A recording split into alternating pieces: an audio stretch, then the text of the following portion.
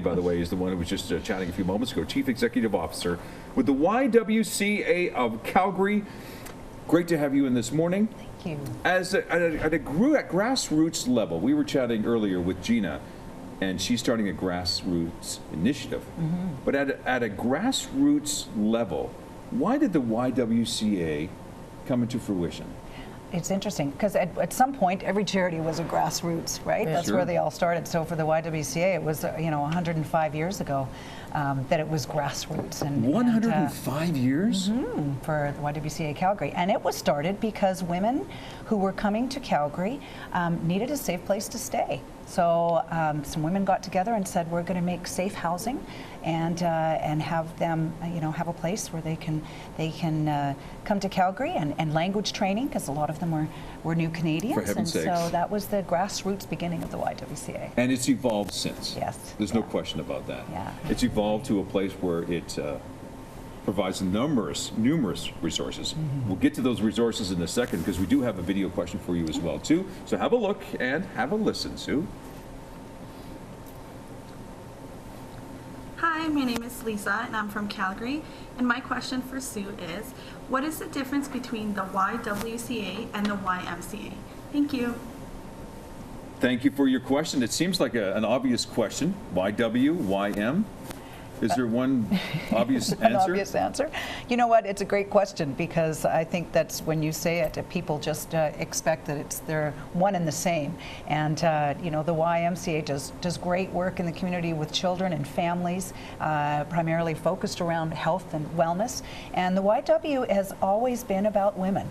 So certainly women and families, but for us it's about helping women thrive in community, and that depends on the decade sometimes on how that manifests itself, but we are really about helping build strong women. Give us an idea of some of the programs that the YWCA offers.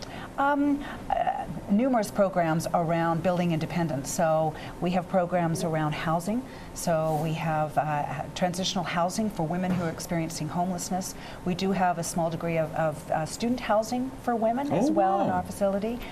We have language training, which is at the core of what we've always done, because there are women who are isolated because language is a barrier. So teaching English and language skills, parenting skills as well for our parents, and childcare has always been at our core as well. So, and we also run an emergency shelter, so that's what I share in common with my colleague Kim here. So many resources. See, that made me wonder too, as well too, Sue, is that you have somebody from Wellsprings, you have someone from the Calgary Women's Emergency Shelter. You probably talk to each other. Yep. In some way, some fashion. Yeah, we talk lots. I mean, our team at the front lines do, daily, on a daily basis, because it's all around helping that woman and meeting her where she's at. And certainly from an executive level, this is a community issue. There's so many intersections, and so that dialogue is really important, because, as you mentioned earlier, Kim, it takes all of us together to get ahead of and solve these societal problems. And if someone needs a little bit more, then you say, look, okay, our resources are only up to this point, but we know exactly where you can go to take it to the next level. That's imperative at the end of the day, is knowing that and how to help a woman, even if it's not something that your organization actually offers. With any organization like the YWCA or Wellspring, or even with the Calgary Women's Emergency Shelter, there's always challenges. And what are some of the ones that you're being faced with right now?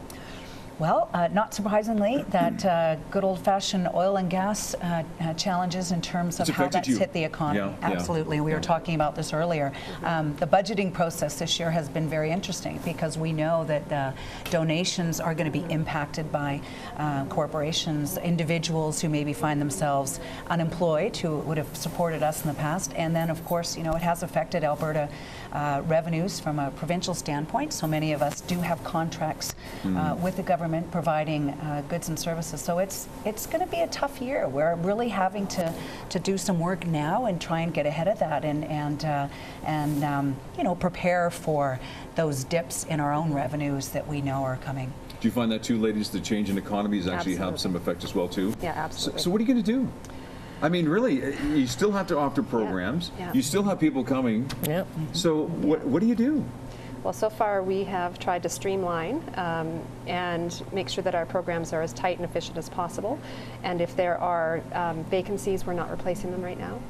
and we're sort of we're holding tight, and we're trying very hard not to impact our service delivery numbers or the impact in the Calgary community. But if we have to cut more than it could, we may have to reduce our numbers served. Wellspring, same thing, same kind of idea. Yeah, and 1 in 2 people will be diagnosed with cancer, and they're going to need support. So that doesn't stop, right? Well, let's hope the government is listening. Yes. And part of it is an awareness as well too. When you have programs and also have events that are happening as well too, that helps. Sue Tomney, it's great to have you in, Chief Executive Officer of the YWCA of Calgary.